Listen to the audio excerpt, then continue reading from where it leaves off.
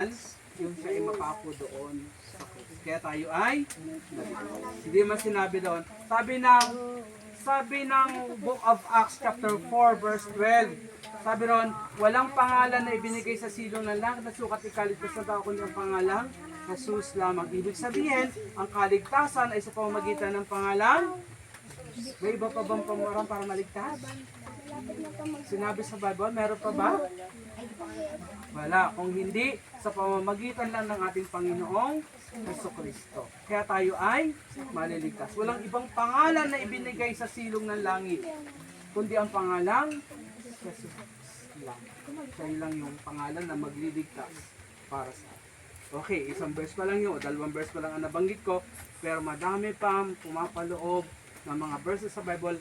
At ang gagawin natin, habang tayo ay nagano, yung pumapaloob na Bible verse sa salvation, sasauluhin natin.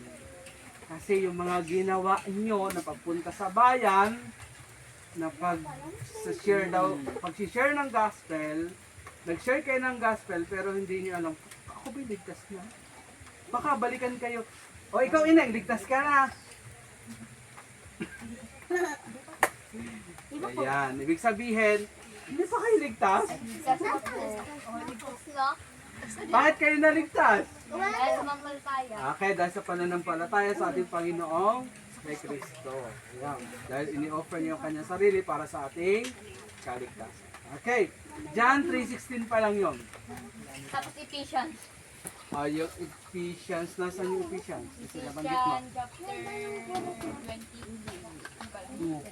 Walang 20 ang Sorry po, hindi ko alam. Ay, yung Ephesians na binanggit ko, nasa yung ang kaligtasan ay makakamit sa pamamagitan ng biyaya. Hindi sa pamamagitan ng mabubuting gawa, kung hindi sa biyaya. Okay. Ano yung binanggit kong Book of Acts chapter 4 verse 12?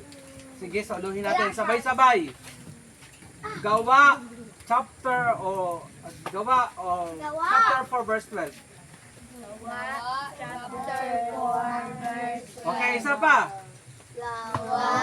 Chapter 4, verse 12. Walang pangalan Walang pangalan ibinigay binigay sa silong ng langit sa silong ng langit na sukat ikaligtas na sukat ay kaligtas. parang nawala ako dun eh.